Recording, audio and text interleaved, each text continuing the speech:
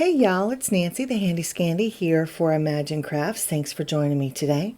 I am going to be doing a resist technique using the Goosebumps texture product. Now it does come in a dauber top bottle, as you saw on the screen. That's the one that I have. It comes in a spray bottle as well. Now Goosebumps is water-based, it doesn't have any odor, and it's typically for creating texture and dimension on your projects. So once it's dry, it acts as a resist, which is what we're doing today. But you can also create the look of ice, of water, of glass. There's a shimmery one. That's the one that I have that has lots of shimmer. Then there's clear and an original. And all three come in dauber tops and spray bottles. So however you want your Goosebumps, there's pretty much a way to get it. So as you can see, I have a slimline piece of cardstock. It's watercolor card. And then I have this beautiful stencil from a Colorful Life Designs. And I am just daubing my Goosebumps through that stencil. And every now and then I pick it up and tip it in the light just to make sure that I'm getting some good coverage. Now this is one final hurrah for Halloween. Or maybe I'm creating for next year. I don't know. I kind of do Halloween all year. So forgive me. But with that said, as I'm putting the Goosebumps down, I don't necessarily want completely full coverage, but I love grunge, and one way to get some grunge is by doing unpredictable art or unpredictable techniques, meaning techniques that you don't have a whole lot of control over, such as using your sprays. Sprays and sometimes pastes, things like that, gel plate printing, anything like that where you don't have as much control as you might with other techniques. Those are good ways to get you some grunge. Now there's other ways as well, but you can see the grungy technique that's coming up, or the grungy results that are coming up on screen. So let me say this, the panel on the right, I had taken the stencil after I put the Goosebumps through it, and I tried to print any excess Goosebumps onto the panel on the right. Excuse me, and you can see that it dried and very little of it actually transferred. But it was kind of an experiment, and I just wanted to see what would happen. Since it is water-based, I'm wondering if I sprayed it with some water, it might reactivate, and I may have been able to get a better print. But I'll have to play in the future. But so we're setting that one aside altogether, and now comes the resist part. You could see as the panel was drying that it was resisting, but this is where the magic happens, y'all. You just take yourself, I have a little microfiber cloth, just take yourself a paper towel or whatever it is you have handy and just wipe that excess ink off of the Goosebumps covered areas.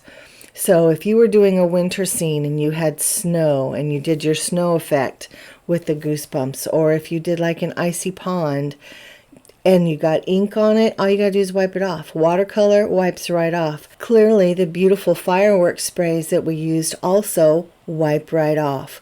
So benefit, and that's why we can use this Goosebumps as a resist product.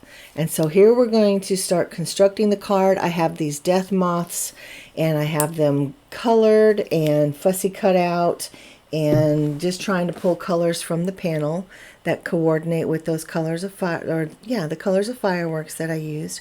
And now I have this slimline die that I'm going to cut out this panel. Now the slimline will fit completely on my cutting plate, but I don't like it necessarily to go end to end because sometimes those ends don't cut properly. So I'll do one end, flip it around, and do the other.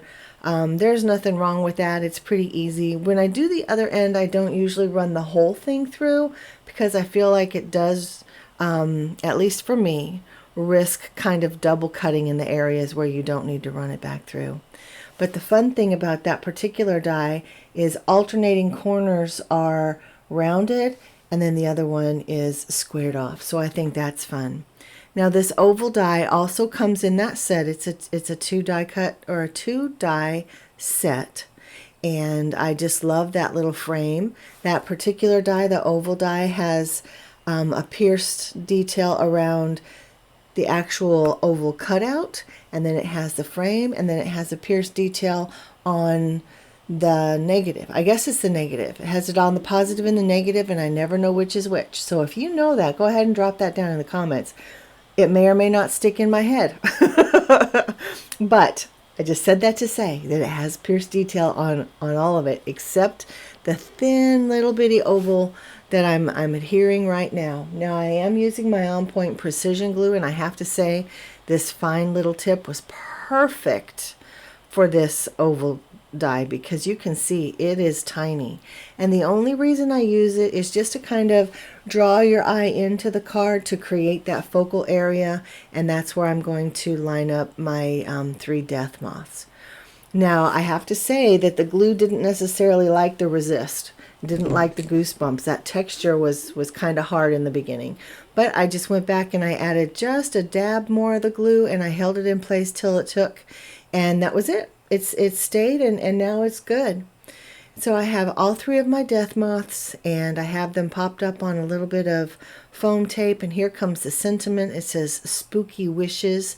And again, if I'm late in designing for Halloween, or if I'm a little bit early for next year, getting to jump on things, you decide. But I just thought it was fun, wanted to share it with you, and you can use this resist technique with the Goosebumps on anything. You know, it doesn't have to be a Halloween card. It doesn't have to be a winter card.